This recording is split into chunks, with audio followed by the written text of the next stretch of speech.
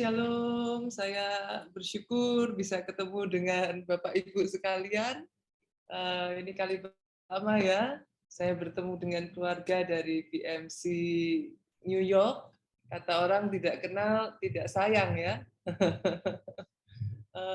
Saya satu keluarga, kami dikaruniai 3 orang anak.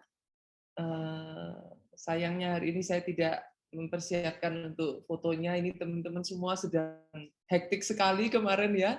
Jadi saya dikaruniai 3 orang anak. Anak saya yang pertama itu udah saat ini mungkin like 16 years old, Bapak Ibu. Jadi bahkan sudah lebih tinggi dari saya, she's taller than me. Suami saya, Pastor Jonathan, dia juga bersama-sama menggembalakan gereja.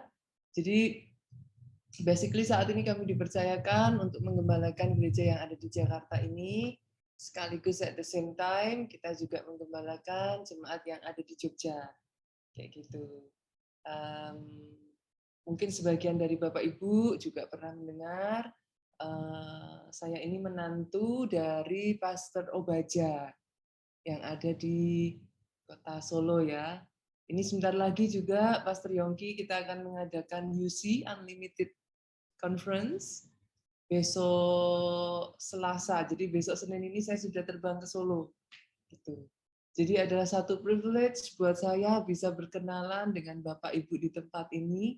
Saya salut dengan kesetiaan, saya salut dengan saya nggak tahu, ini kebanyakan di sini boleh nggak saya tanya, sekalipun ini bukan tanya jawab, tapi karena ini Zoom meeting, saya pikir tidak terlalu seperti jauh kalau di mimbar ya. Kalau di mimbar kan kita nggak bisa saling bicara ya, tapi karena ini Zoom meeting, apakah lebih banyak di sini yang memakai jamnya Indonesia yang masih kucek-kucek mata, atau di sini lebih banyak yang pakai jamnya di Amerika yang udah lagi seger-segernya?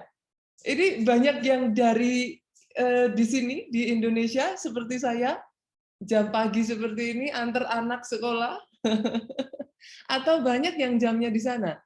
Kalau saya melihat di sini tadi ada anak-anak juga ya. Tadi ada anak-anak Pak William dengan saya nggak tahu nih Bapak Ibu ya. Ini tadi saya sempat melihat ada anak-anaknya juga. Kayaknya waktunya waktu Amerika ya seharusnya ya. Oke. Anyway, saya akan menyampaikan satu pesan firman. Kemarin saya sempat tanya lewat sekretaris saya, adakah sesuatu yang khusus spesial untuk disampaikan? Pastor Yonggi berbaik hati sekali sama saya. Apa yang dirasa Tuhan berikan atas BMC New York. Saya akan membagikan satu pesan firman yang berjudul When Less is More. Gitu.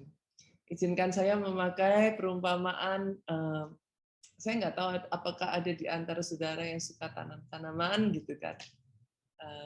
Tapi izinkan saya memakai perumpamaan dari tanaman ini, saudaraku. Saya rasa kita semua tahu ya, kalau sebuah tanaman itu mau semakin berbuah lebat, mau nggak mau, suka nggak suka, dia harus dibersihkan. Pada saat dia dibersihkan, pada saat dia dipangkas, ya pasti, saudaraku, it become less, gitu kan? Tetapi ketika pemangkasan itu sudah selesai dilakukan, pengurangan itu sudah selesai dilakukan, sebagai hasilnya tanaman tersebut akan berbuah lebat. This is what I call when less is more. Izinkan saya untuk mengajak saudara kita buka terlebih dulu Bapak Ibu di dalam Markus pasalnya yang keempat. Markus pasalnya yang keempat, ayatnya yang pertama sampai ayatnya yang ketiga terlebih dulu. Lalu kemudian saya akan jumping ke ayatnya yang ke-7.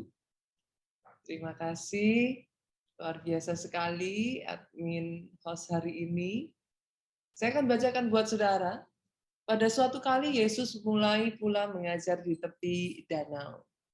Maka datanglah orang banyak yang sangat besar jumlahnya mengerumuni dia. Sehingga ia naik ke atas sebuah perahu yang sedang berlabuh, lalu duduk di situ. Sedangkan semua orang banyak itu di darat, di tepi danau itu. Dan ia mengajarkan banyak hal dalam perumpamaan kepada mereka. Sama seperti sekarang kita ini ya, Bapak Ibu. Dalam ajarannya itu ia berkata kepada mereka, ayat 3, dengarlah. Adalah seorang penabur keluar untuk menabur. Saya percaya pada saat saudara mendengarkan firman ini, sekalipun melalui seorang hamba Tuhan, tapi sesungguhnya terima pesan firman ini, saudaraku, Tuhan itu sedang menabur atas kehidupan saudara. Saya berdoa setiap benih-benih firman ini yang ditaburkan ini masuk di dalam hati setiap saudara masing-masing. Kita lanjutkan ayat ini, saudaraku. Kalau saudara membaca ayat 4 sampai ayat yang ke-6, di sana akan diceritakan, saudara, bagaimana benih itu jatuh di pinggir jalan, benih itu jatuh di tanah yang berbatu-batu. Tapi saya akan jam ke ayat yang ke-7, boleh ya, Bapak Ibu? Saya bacakan buat saudara. Sebagian lagi jatuh di tengah semak duri. Lalu makin besarlah semak itu dan menghimpitnya sampai mati, sehingga ia tidak berbuah. Sampai di situ, saudaraku. Ayat ini berbicara tentang benih yang jatuh di semak duri. Semak duri itu menghimpit benih tadi sampai mati. Dengan kata lain, bolehkah saya mengatakan kalau kita ingin sebuah tanaman itu bisa berbuah, Bapak Ibu, semak itu harus disingkirkan. Nggak bisa tidak. Selama benih ini jatuh di tempat yang bersemak duri dan semak itu bertumbuh semakin besar, ia akan menghimpit tanaman ini sampai tanaman ini mati, bahkan sebelum tanaman ini bisa berbuah. Kadangkala, saudaraku, the same thing dengan kehidupan kita. Kita semua ketika kita mendengar when less is more, saya rasa setiap kita pasti akan lebih suka bagian more-nya gitu ya, Bapak Ibu. Nggak ada yang suka bagian less-nya gitu. Tapi kalau saudara mau hidup kita ini fruitful, which is itu yang jadi komitmennya Tuhan atas setiap kita. Berbuahlah lebat. You need to check. Kita harus periksa apakah ada semak duri penghalang yang berpotensi menghimpit benih tadi sampai mati. Sesederhana di dalam keuangan, Bapak Ibu. Setiap kita pasti ingin keuangan kita berbuah lebat. Tapi coba cek, adakah semak duri yang menghimpit? Mungkin semak duri gaya hidup, besar pasak daripada tiangnya, sehingga kesehatan keuangan kita jadi terhimpit. Sederhananya ibu-ibu di sini, saya rasa apalagi kalau di luar ya, di Amerika, kita sering belanja sendiri gitu kan. Kalau di Indonesia sekarang, aduh sejak pandemi ini ibu-ibu sudah sukanya instan. Saya nggak tahu apakah di Amerika sama. Too many application di Indonesia ini yang kita nggak perlu belanja, belanjaan itu sudah langsung diantarkan di depan apartemen, di depan rumah, Bapak Ibu. Jadi kita sudah jarang berbelanja keluar. Tetapi buat ibu-ibu di sana yang saya masih ingat ketika saya sendiri ada di sana, saya pernah tinggal di Amerika for quite some times. Saya tinggal di area Oregon, Bapak Ibu, di Portland, dekat dengan Seattle. Anginnya kencang, curah hujannya tinggi. Nah, saya masih ingat waktu itu saya harus belanja sendiri. Tapi berapa banyak Bapak Ibu yang khususnya ibu-ibu ya di sini ya, gitu. Jujur kalau belanja kita sudah tahu nih, butuh ini, butuh itu. Tapi begitu meleng sedikit aja, nggak dicatat sedikit aja, masuklah kita ke supermarket, kan? Begitu sampai di supermarket, jalan kiri, jalan kanan, kita sudah langsung masuk, ambil, pulang sampai di mobil, turunin barang-barang, kita baru lah tadi kan mau beli ini, kok malah nggak dibeli. Tapi kita sudah heboh dengan beli-beli yang lain. Betul, Bapak Ibu?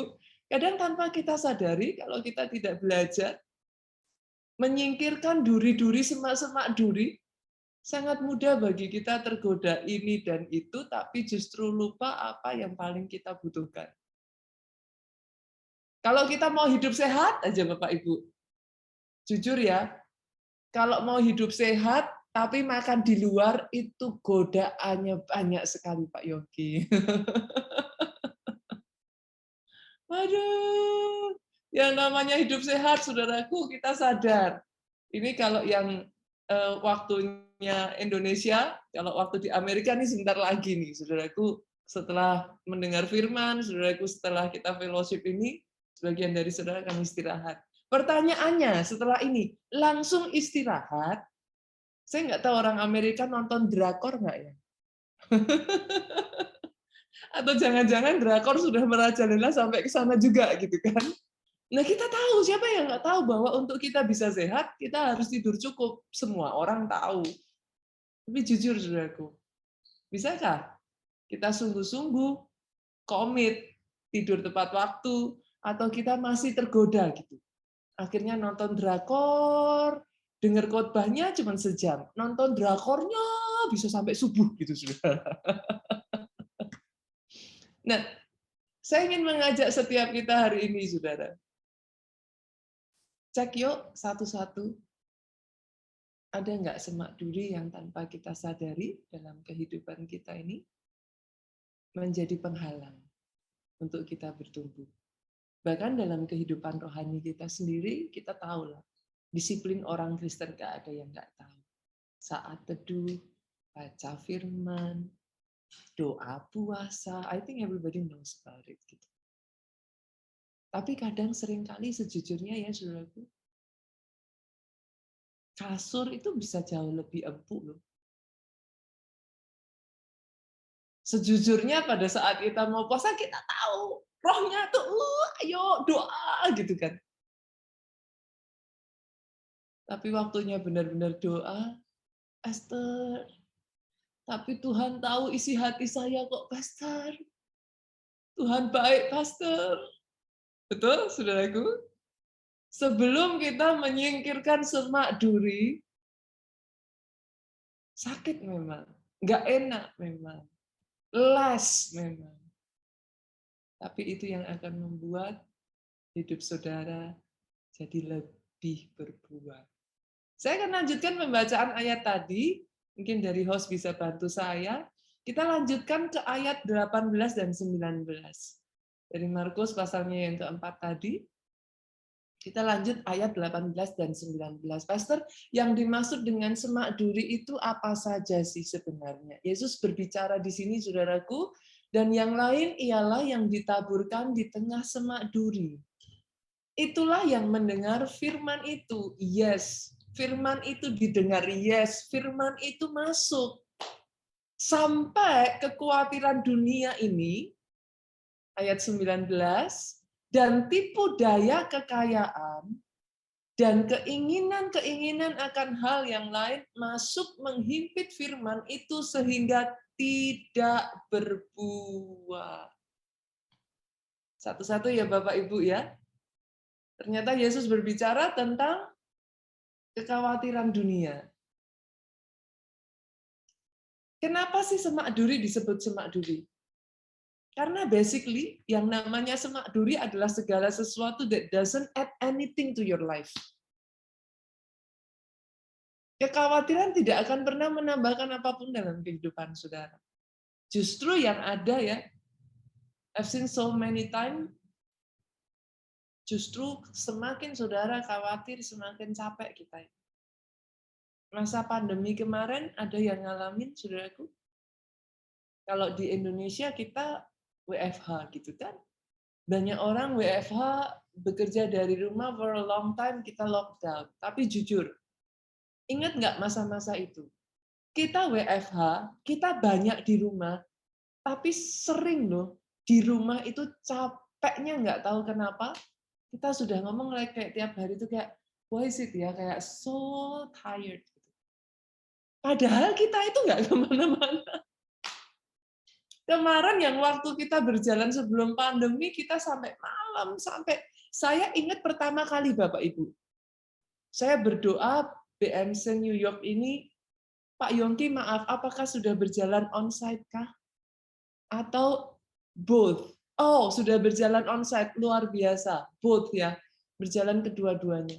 Saya berdoa buat saudara-saudara di sini yang mungkin, saya masih ingat nih, kemarin pada saat awal-awal gereja sudah boleh onsite. Buat Bapak Ibu, ingat nggak nih? Saya nggak tahu di sana bagaimana. Saya tuh ingat sekali, kita dulu di Jakarta ya, saya di hari Minggu itu setiap minggu tuh bisa yang dari pagi jam 8 kita pulang itu sampai malam jam 10 malam gitu.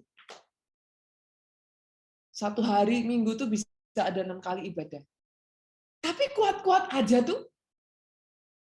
Kali pertamanya ibadah dibuka, kita nggak langsung 6 kali ibadah. Kita cuma buka kayak yang mungkin 3 kali ibadah kayak gitu. Tapi pulang tuh kayak berasa sudah dipukulin sebadan, saudaraku. Betul? Betul? Ada yang ngalami sama seperti saya juga? Yang namanya semak duri, saudaraku, tidak akan menambahkan apapun dalam kehidupan saudara. Itu hanya akan membuat kita capek, saudaraku, sebelum bertanding. Sebelum semak duri itu disingkirkan, sulit bagi kita untuk mengalami terobosan. Salah satu semak duri yang Yesus sendiri katakan, kekhawatiran. Kekhawatiran. Hari ini saya berdoa atas pribadi, lepas pribadi di tempat ini. Kalau ada yang hari-hari ini terus hidup di dalam kekhawatiran, saya berdoa itu disingkirkan dari kehidupan saya. Saya berdoa atas hidupmu, hidup yang produktif, hidup yang berbuah lebat. Saya berdoa, sungguh-sungguh rencana Tuhan digenapi atas hidup saudara. Yang kedua, Yesus mengatakan semak duri yang harus disingkirkan kalau kita nggak hati-hati adalah tipu daya, kekayaan, dan keinginan. Pastor, boleh nggak sih kita punya keinginan? Ya pasti boleh, saudaraku. Setiap manusia nggak wajar kalau nggak punya keinginan. Tapi kalau kita nggak hati-hati, saudaraku, fokusnya, prioritasnya lebih pada mengejar kekayaannya, fokusnya pada mengejar keinginannya, yang namanya keinginan, ibu-ibu keinginannya baju yang lebih bagus lagi. Kalau bapak-bapak mungkin motor sport yang lebih keren lagi. Mobil yang lebih keren lagi. Mungkin rumah yang lebih bagus lagi, rumah yang lebih besar lagi. Kalau nggak hati-hati ya saudaraku, kita bisa salah fokus. Endingnya terjebak dengan hutang kartu kredit. Endingnya kita jadi membanding-bandingkan ya dengan sekitar kita. Si A kok bisa ini, si B kok sudah sampai sekian, saya kok masih di sini. Dan kalau nggak hati-hati, saudaraku, kita tidak merubah fokusnya, ya kita jadi jauh dari productivity. Saya berdoa hari ini, saudaraku, take a step back. Ambil waktu yuk, rubah fokusnya. Dari mengejar kekayaan, mengejar keinginan hidup, fokusnya diubah untuk tingkatkan kapasitasnya. Tingkatkan kreativitinya. Tingkatkan skill-nya. Justru ini semua yang membawa kita pada hasil, pada buah. Jadi kalau boleh, hari ini saya ajak kita coba cek, Bapak Ibu. Adakah semak duri yang masih menghalangi pertumbuhan saudara? Saya nggak tahu pertumbuhan keuangan saudara, pertumbuhan bisnis saudara, bahkan pertumbuhan rohani saudara, atau keluarga di sini, pasangan suami istri, pertumbuhan keharmonisan keluarga saudara. Sebagian dari saudara mungkin itu bisa jadi adalah pergaulan saudara. Ada hubungan pertemanan tertentu yang kalau saudara nggak potong itu bisa merusak hidup saudara. Sebagian dari saudara itu mungkin pola pikir ya, saudara. Pola pikir yang selalu kita pegang. Saya itu belajar hal ini ketika saya ada di Nigeria, Pak Yonggi. I thought ketika saudara berpikir gereja dengan kapasitas gedung 10.000, kita berpikir it's big ya. Saya rasa itu sudah besar gitu, saudaraku. Saya terbiasa dengan pola pikir kalau kita mau kapasitas kita adalah 10.000, maka saya rasa kita harus paling enggak ya jadi gereja dengan kapasitas 5.000 dulu. Sampai saya pergi ke Nigeria, Bapak Ibu. It's a life-changing moment buat saya. I thought tadinya kalau kita kumpul 100.000 orang, it is huge already. Sampai saya pergi ke Nigeria, Bapak Ibu. Dan saya melihat dalam satu kali ibadah, 16 juta orang berkumpul menjadi satu. And I was just amazed. Maaf Pak, 16 juta itu seluruh penduduk Jakarta kita satukan, Bapak Ibu. It's just beyond belief. Pada saat saya sampai di sana ya, saudaraku, saya melihat satu gedung dari jauh itu besar sekali. Menurut saya itu sekitar kapasitas 10.000, saudaraku. Dan di Indonesia saat ini itulah gedung gereja terbesar mungkin ya, kalau saya tidak salah di Indonesia. Saya tidak tahu di Amerika, Pastor Joel Austin dan gereja-gereja yang lain juga mungkin di sana berapa kapasitas gedungnya. Tapi I think it's like 10,000 seat kayak gitulah gedungnya. Dari jauh saya lihat besar, tinggi, saudaraku sekitar 3 lantai. Saya lihat dari jauh dan saya berpikir, oh, this is the church gitu kan. Saya pikir ini gede banget nih gedungnya gitu. Dan saya tanya, saudaraku, begitu mendekati, saya tanya sama guide-nya, kita ditemenin gitu, dan saya bilang, ini ya gedungnya. Gitu. Saya udah kayak, sok tahu banget gitu, saudaraku, ini ya gedungnya. Guide-nya ngomong sama saya, bukan, ini toiletnya. Pusing nggak, saudaraku? Toiletnya 3 lantai, seperti kapasitas gedung 10.000, saudaraku. Aduh, gedung mereka sendiri, tempat mereka ibadah sendiri itu 3 km kali 3 km, Bapak Ibu. That moment on, I stretch saya merubah cara berpikir saya. Dulu saya selalu berpikir, kalau kamu mau jadi 10.000 ya paling nggak mesti 5.000 dulu. Kalau kamu mau 100.000 ya nggak mungkin toh jadi dari 5.000 kok tiba-tiba 100.000. Ya pasti seharusnya dari 50.000 dulu atau 80.000 dulu jadi 100.000. Di saat itulah saya belajar satu pola pikir baru, Bapak Ibu. Bagi Tuhan saya tidak ada yang mustahil. Dan bagi orang yang percaya tidak ada yang mustahil. Pola pikir itu Pak Yongki membawa kami dibawa Tuhan masuk ke gedung yang ada di PIK saat ini. It's totally nonsense. Itu bukan sesuatu yang mampu dilakukan. Saya belum lama ada di Jakarta ini, Bapak Ibu. Kami masih sangat muda. Many things yang tadinya kami pikir itu impossible. Many things saya taruh di dalam pikiran saya. You can only do that if this and that and this and that. Sampai saya membuang pola pikir itu. Disitulah Tuhan saya bebas bergerak. Dengan semua pola pikirnya. Dengan semua keajaiban Tuhan itu. Siapa kita manusia bisa membatasi actually, saudaraku? Seringkali banyak semak duri yang kalau tidak disingkirkan, Tuhan nggak bisa bawa saudara berbuah lebat. Doa saya hari ini, take a step back. Adakah semak-semak duri yang tanpa saudara sadari, it hinders you gitu. Menghambat langkah saudara, menghambat bagaimana Tuhan saudara mau bawa saudara besar. Singkirkan. Take it out. Jangan sayang, saudara. Singkirkan itu. Yang kedua, saudaraku, untuk kita ini dibawa Tuhan siap untuk berbuah lebat, nggak bisa enggak, saudara. Ada yang kedua adalah siap Tuhan membersihkan hidup kita. Host boleh bantu saya, kita buka Yohanes pasalnya yang kelima, ayatnya yang ke-12. Karena kalau yang pertama tadi, saudara, semak duri menghimpit itu harus dibersihkan, tapi jangan salah. Yang kedua, carang-carang yang berbuah pun juga harus dibersihkan. Kita buka ya, kita baca, setiap ranting padaku yang tidak berbuah, dipotongnya. Dan setiap ranting yang berbuah dibersihkannya supaya ia lebih banyak berbuah. Jadi bukan hanya semak duri yang disingkirkan.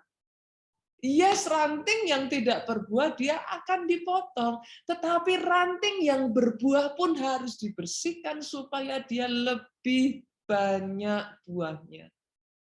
Yang namanya ranting kalau dibersihkan, saudara, jujur kalau rantingnya bisa teriak, dia akan teriak. Sakit. Yang namanya di pruning itu nggak enak, saudara. Tapi berapa banyak, jujur ya, di masa pandemi kemarin, hidup kita ini banyak yang di pruning loh.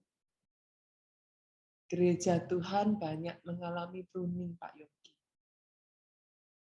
Itu bukan sesuatu yang gampang. Saya nggak tahu dengan PMC New York. Di Indonesia sendiri ya saudaraku, data yang saya dapatkan dari GBI, denominasi GBI, di DKI saja saudaraku ada 20% gereja Pak, yang hari ini permanently sudah tidak dibuka lagi. Ini data valid saudaraku, 20%. Kalau hari ini saudara masih stand strong, saudara punya gembala sidang yang luar biasa, saudara orang-orang yang tangguh, saudara orang-orang yang mau dibawa Tuhan besar. Faktanya di Indonesia sendiri, saudaraku, masih sangat banyak gereja di Indonesia saat ini yang belum come back to normal. Ada yang hanya 20%, ada yang hanya 30%. Sangat banyak yang 50%. Jarang sekali yang sudah back to 100% before pandemic. Nggak gampang, saudara, melalui masa pruning itu nggak enak. Tapi boleh nggak saya kasih kabar baik buat saudara? In case saudara berkecil hati, in case saudara merasa, aduh pastor, kenapa ya? Kalau saudara diizinkan Tuhan di pruning ya, saudara, you are in the right track. Bersyukur. Kenapa? Artinya, saudara adalah carang yang berbuah. Carang yang berbuah itu harus dibersihkan. Bukan untuk dibuang, saudaraku. Bukan untuk disingkirkan, no. Supaya dia berbuah lebih lebat lagi. In case buat sebagian dari saudara, what's wrong with me, Pastor? Saya rasa itu juga kalau bisa diteriakkan, Yusuf akan teriak seperti itu. What's wrong with me? I've done nothing wrong. Apa yang dilakukan Yusuf yang salah, saudaraku? Dia salah karena jadi anak kesayangan papanya, itu juga saya rasa bukan pilihan Yusuf. Saya rasa sejak dari Yusuf lahir, bayi belum bisa apa-apa pun, Yakub juga udah jatuh cinta sama Yusuf. Just because dia dilahirkan dari istri yang disayang gitu. Lahir dari masa tua. It's not his fault gitu. Yusuf tidak melakukan kesalahan apapun, saudaraku. Tapi dengar ini, untuk Tuhan bisa pakai Yusuf, Tuhan harus menghilangkan semua kemanjaan Yusuf. Semua kenaifan Yusuf. Yusuf yang tadinya masih hijau, masih mentah. Tuhan nggak akan bisa pakai Yusuf besar. Tuhan butuh untuk membawa Yusuf menjadi seseorang yang tangguh. Tuhan butuh membawa Yusuf jadi pribadi yang berhikmat, tahu bagaimana berurusan dengan sekian banyak orang. Sehingga satu kali kelak Yusuf bisa dipakai Tuhan untuk memelihara bangsa yang besar. Tapi siapa orangnya yang bisa berkata waktu momen-momen itu momen yang enak, saudara? It's not nice. Momen-momen ini Pak Yongki, Tuhan izinkan terjadi dalam hidup saya ketika saya mengembalakan jemaat yang di Jogja. Sebelum Pastor Obaja mengutus kami ke Jakarta. Saya itu menemani suami pada saat itu, mungkin saudara akan jarang ketemu ya pendeta yang jemaatnya itu bisa ngelihat momen pendetanya menikah gitu, saudara. Biasanya Kalau gambaran pendeta itu biasanya ya paling tidak saya tuh sering kali ditanya, "Ibu benar-benar pendeta?" gitu kan. Saya tuh kadang sampai jaga-jaga kartu pendeta saya bawa gitu, saudaraku. Nggak percaya kalau saya bilang saya pendeta, saudara. Aduh, saya menggembalakan jemaat itu di usia sangat muda, Pak Yongki. Pastor Jonathan itu pertama kali diutus Pak Obaja itu di usia yang ke-20 tahun. He was very young. Adakah di sini yang usianya 20 tahun? I don't think so ya. I don't think so. Malah ada nih yang anaknya 20 tahun gitu kan, saudaraku. Kami diutus di usia 20 tahun, Pak. Ini it's not easy. Saya masih pendidikan di luar, jadi kami LDR, saya dengan Pastor Joe. Saya pulang, saya ini pernikahan dini, saudaraku. Karena sudah Pak Obaja begitu saya pulang, saudaraku, langsung sudah diceblungin, dijorokin, saudara, bahasa Jawanya dijorokin, didorong, saudara, masuk ke pelayanan, dan karena terus bolak-balik, saya orang Solo, bolak-balik Jogja Solo, Pak Obaja langsung ketok palu, harus menikah gitu kan, saudaraku. Saya menikah di usia belum sampai 22 tahun. Quite young ya, quite young ya. Kalau untuk mami saya, papi saya menikah di usia segitu mah nggak young, saudaraku. Zaman itu sih usia 18 tahun juga udah menikah gitu kan. Tapi Mbak Fomi gitu, teman-teman saya tuh 20, 21, 22 tuh masih jalan-jalan happy-happy, hura-hura, saudara. Saya menikah sudah jadi gembala jemaat. Hari Minggu tuh ya, saudara, ketemu. Saya belajar berkhotbah, turun mimbar, kalau in case saudara bertanya gitu. Saya disalami jemaat, dan jemaat akan katakan kepada saya, Pastor, next week, preach better ya. Itu rasanya gimana, saudara?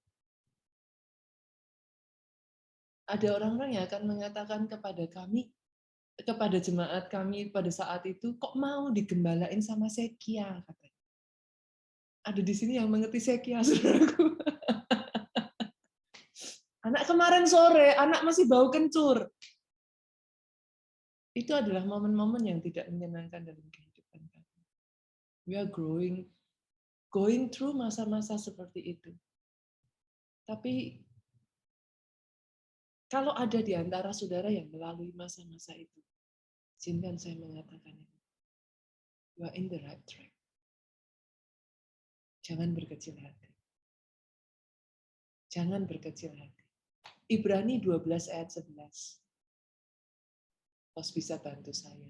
Memang tiap-tiap ganjaran pada waktu ia diberikan tidak mendatangkan sukacita, tetapi duka cita. Tetapi kemudian ia menghasilkan buah kebenaran yang mendatangkan damai kepada mereka yang dilatih olehnya. Setiap Tuhan mengajar kita, Tuhan mendidik kita, it doesn't bring any joy. Saya jamin, saudaraku, saat saya melalui itu, saya itu berkali-kali ngomong, kalau boleh pengen pulang ke Solo aja. Gereja kita masih belum apa-apa pada saat itu, saudaraku. Ada begitu banyak, kadang tantangan bukan datang dari luar, loh, saudaraku. Tantangan datang dari, maafkan, kadang sesama hamba Tuhan, saudara. Bahkan hamba Tuhan yang jauh lebih senior dari kami. Orang-orang yang kami anggap sebagai orang-orang yang seharusnya memberikan tuntunan kepada kami saat itu. Tapi kami belajar banyak hal, saudara. Kalau sudah ibarat tomat, Pak Yongki, saya ini tomat bonyok. Gitu. Nggak cuma dilempar kanan, lempar kiri, gitu kan. Diinjak-injak gitu, saudaraku. I am still 22 years old, saudara. Saudara di sini yang bisa melihat teman-teman ataupun anak ataupun kerabat yang usia segitu. Seperti apa? Kami belajar, saudara, going through that time. Ganjaran itu tidak mendatangkan sukacita. Tapi itu tepat pada waktunya, saudaraku. Menghasilkan buah kebenaran yang memberi damai sejahtera kepada mereka yang dilatih olehnya. Kata kuncinya, respon kita saat itu terjadi. Melalui masa pruning, bagaimana respon saudara? You want to run? Trust me. I've tried my best to run. Hanya untuk mendapati kalau belum selesai prosesnya, ya balik lagi. Itu kan yang sering dialami saudaraku. Kadang kita sebagai jemaat ya, nih Pak Yongki ini juga ngalami, mungkin ada yang suka nakal, saya juga pernah jadi jemaat, ngalami gesekan, ngalami proses, nggak gereja, pindah gereja baru. Sorry saudaraku, di tempat yang baru pun, welcome to the jungle, saudara akan mendapati hal yang sama. Karena sebelum saudara selesai prosesnya, it's not about the church. God is dealing with you. Kemanapun saudara lari, sampai ada satu lagu mengatakan, kemanakah aku dapat pergi, menjauhi roh-Mu, Tuhan. Nggak bisa, Bapak Ibu. Jangankan pindah gereja, pindah negara juga sama kok. Kalau prosesnya belum selesai, belum selesai. Pruning itu akan masih terus dijalankan. Kenapa? Karena rencana Tuhan atas hidupmu besar. It doesn't mean any harm. Ayub kalau bisa teriak, teriak loh Bapak Ibu. Teriak. Dia salah apa? Yusuf, saudara masih bisa bilang, habisnya Pastor Yusuf tengil sih. Siapa suruh juga di depan kakak-kakaknya dia pamer-pamer. Habis dia tengil sih. Ya oke lah, saya bisa maklum, saudaraku. Anak usia segitu gitu kan. Tapi kalau Ayub, saudara dapetin cacat apa di Ayub? Salah apa Ayub? Yang ada dia hidup saleh, yang ada dia hidup benar, yang ada setiap anak-anaknya, istrinya pergi dia doakan. Salah apa Ayub? Tapi Ayub diizinkan loh saudara mengalami semuanya ini. Kalau Ayub mau teriak, dia sudah teriak. Dan memang Ayub berteriak. Tapi saya bersyukur saudaraku. Dari host bisa bantu saya bukakan Ayub 1 ayat 20 sampai 22. Ini lagu yang sangat populer saudara kenal. You give and take away. You give and take away. My heart will choose to say, how blessed be your name. Itu lagu yang dikatakan oleh Ayub, saudara. Maka berdirilah Ayub ayat 21 lalu mengoyak jubahnya dan mencukur kepalanya, kemudian sujudlah ia menyembah. 21 katanya, dengan telanjang aku keluar dari kandungan ibuku. Dengan telanjang juga aku akan kembali ke dalamnya. Tuhan yang memberi, Tuhan yang mengambil, terpujilah nama Tuhan. Dalam kesemuanya itu Ayub tidak berbuat dosa dan tidak menuduh Allah berbuat yang kurang patut. Hari ini kalau ada di antara saudara yang mengatakan seperti Ayub, Pastor, I've done nothing wrong. Kenapa Tuhan izinkan semua ini terjadi? Saya hanya bisa mengatakan kepada saudara, congratulations. Tuhan memandang saudara sebagai carang yang sehat. Congratulations. It's not your fault. Tuhanmu hanya mau membersihkan engkau. He means no harm. He wants you to be fruitful. Pastor, kalau saya diizinkan mengalami semuanya itu, di masa-masa pruning, boleh nggak Bapak Ibu saya ajak? Karena kata kuncinya tadi, respon kita ya, respon kita. Kata kuncinya adalah respon kita. Respon seperti apa, Pastor? Yang pertama, di masa pruning, yuk Banyak-banyak hujani Tuhanmu dengan ucapan syukur. Jangan salah mengerti niatan dari Tuhanmu. Sayang loh, saudara. Saudara tidak consider to be carang yang tidak berbuah yang harus dipotong. Saudara itu consider to be carang yang berbuah, mau dibuat berbuah lebat. Tapi kalau saudara salah mengerti rencananya Tuhan, saudara jadi kecewa sama Tuhan. Saudara jadi mundur. Akhirnya rencana Tuhan tidak terjadi, saudaraku. Itu sebabnya di masa pruning, yuk, banyak-banyak ujani Tuhanmu dengan ucapan syukur. Even though you don't know, Tuhan mau dibawa kemana atau Tuhan. Tapi hari ini saya mengatakan kepada saudara, Tuhan saudara mengasihi saudara with passionate love. And because of that, He doesn't want you to fail.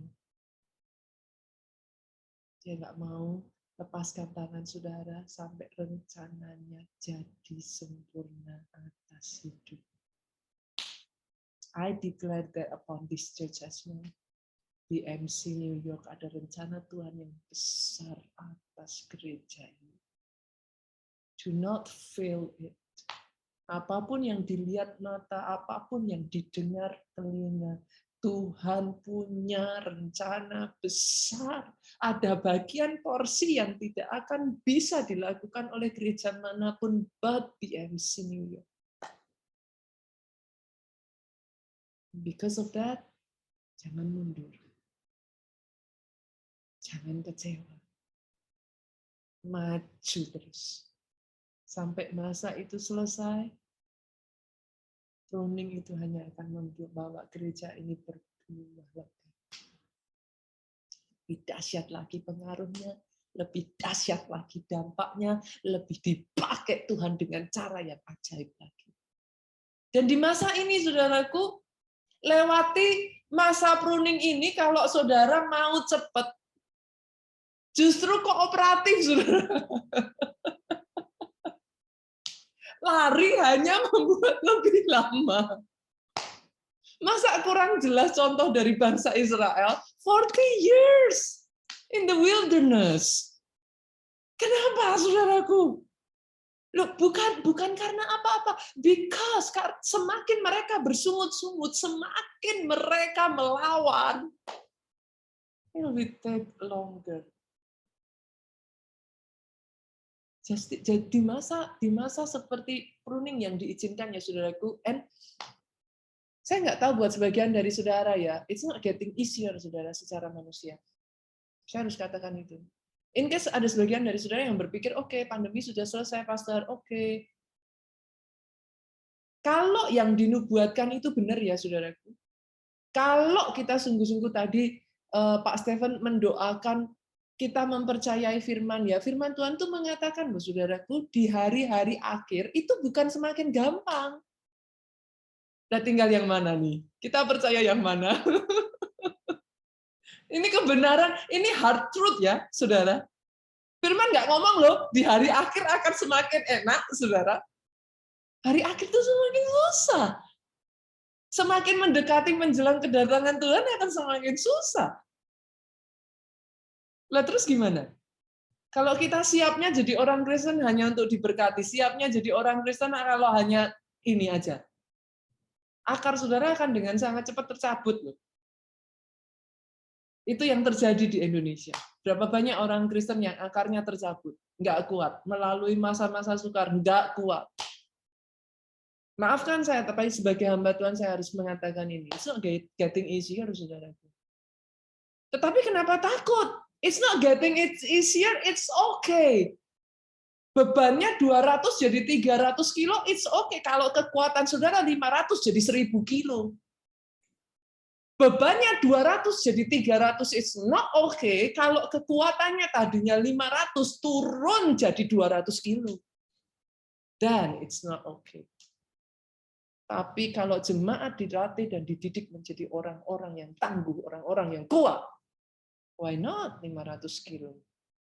Kalau kekuatanmu jadi 1000 kilo, it's only making you stronger, healthier. Itu hanya membuat saudara lebih tangguh.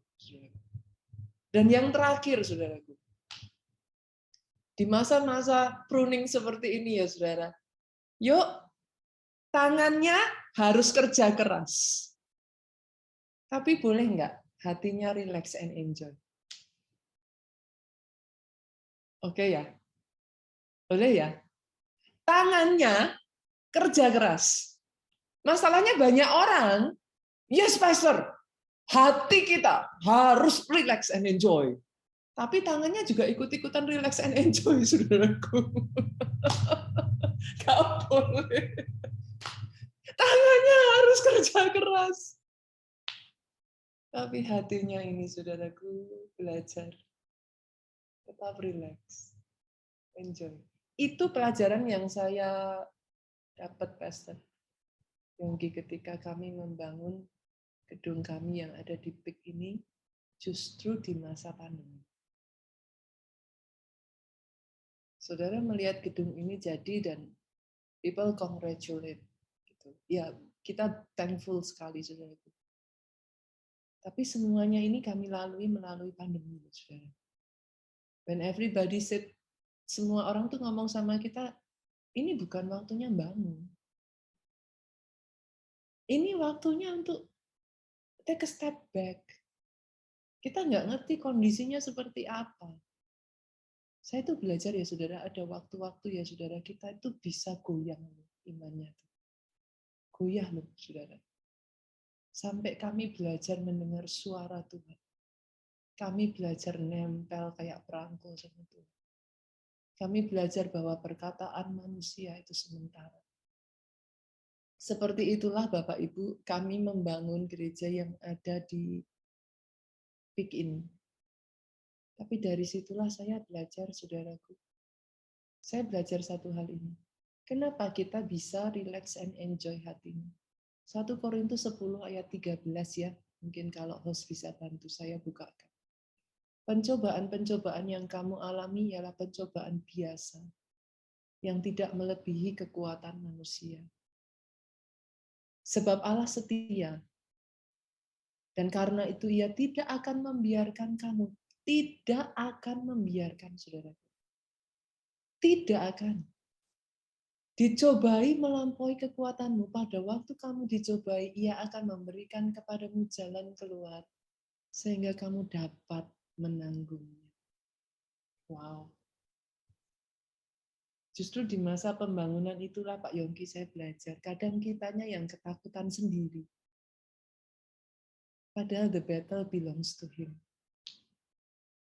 Alkitab sudah jelas berkata, itu tidak akan dibiarkan percobaan itu melebihi kemampuan saudara. Saudaranya yang baperan aja kan duluan. Aduh, nanti gimana? Aduh, gitu kan? Tapi padahal Tuhan udah ngomong, nggak akan dibiarkan. Melampaui itu tidak akan. Kenapa? Karena tujuannya bukan memotong, saudara. Tujuannya membersihkan. Kalau dibiarkan melampaui, saudara akan patah. Kalau saudara patah, tujuan aslinya Tuhan tidak terjadi. Tidak akan dia biarkan itu melampaui kemampuanmu. Dia sudah tahu ukuran yang exact, precise. Kalau saja saudara tidak back down. Ada satu momen di mana pada saat itu Pastor Jonathan, suami saya, itu sudah hampir back down. Tagihan demi tagihan. Kami kadang lupa. Pada waktu kamu dicobai, Ia akan memberikan kepadamu jalan keluar, sehingga kamu dapat menanggungnya. Kenapa bisa ditanggung? Karena together along dengan pencobaan ataupun masa proses yang Tuhan izinkan, saudaraku, disertai dengan jalan keluar. Tidak akan melampaui kekuatan. Yang ada adalah untuk kebaikan. Itu yang saya maksud when less is more. Less tidak selalu buruk, ada kalanya less dibawa Tuhan untuk membawa saudara more and more berbuah lebat. Tuhan memberkati. Terima kasih untuk kesempatan yang diberikan kepada saya, Pak Yongki. serta Ibu dan keluarga PMC. Mungkin silakan Pastor Nita bisa berdoa buat kami semua. Boleh. Bapak Ibu, saya tidak tahu apa yang saudara alami hari-hari ini. Tapi izinkan saya membawa kita semua sama-sama yuk. Boleh nggak mute-nya dibuka Bapak Ibu? Kalau ada di antara Bapak Ibu yang bisa berbahasa roh, yuk sama-sama, atau saudara bisa berdoa sama-sama dengan saya. Boleh saudara keluarkan suara saudara, kira pasyana takara lapata orama tasyata kara apaya pasyana kara. Oh, angkat suaramu saudara. Kita satukan hati sama-sama. Biar firman ini, ketika Tuhan menaburkan benih ini, tidak tumbuh di tanah yang bersemak duri, tidak tumbuh di tanah yang berbatu, tidak tumbuh di tanah yang di tepi jalan. Benih ini tumbuh di tanah subur. Irakaya syataka ralapaya syataka, semak duri penghalang, semak duri yang menghambat langkah dari anak-anakmu ini disingkirkan. Kirata syataka ralapatakaya, melalui proses ini, melalui masa pruning ini, mungkin melalui masa-masa yang tidak mudah, dikuatkan. Iroposyete karapa, rapaka syata karapata kaya syata. Jangan patah semangat, saudaraku. Jangan patah semangat, jangan berkecil hati. Oh, maju terus. Sing forward, terus keep on moving. Apa yang kau lihat bisa menipu, apa yang kau dengar bisa menipu, tetapi firman-Nya ya dan amin. Tepat pada waktunya, Ia akan memberikan kepadamu jalan keluar. Tidak ada yang tidak bisa engkau tanggung. Oh, terima kasih Yesus Tuhan. Let your anointing fall. Let your anointing fall. Let your anointing fall. Fresh anointing. Fresh anointing. Disegarkan kembali, dibangkitkan kembali. Oh, iman kami dibangkitkan kembali. Pakai orang-orang, pakai jemaatmu di tempat ini, pakai setiap pribadi di tempat ini, menjadi orang-orang perkasanya Tuhan di muka bumi ini. Kami serahkan Tuhan penggembalaan di bawah Pastor Yongki, kami serahkan Ibu, kami serahkan setiap jemaat, baik yang ada bersama-sama kami saat ini secara online maupun jemaat yang bergabung secara onsite. Biar kasih-Mu Tuhan yang terus memeliharakan, menopang, bahkan menuntun sampai kepada garis finish. Amin. Dalam nama Yesus Tuhan kami berdoa. Amin. Amin.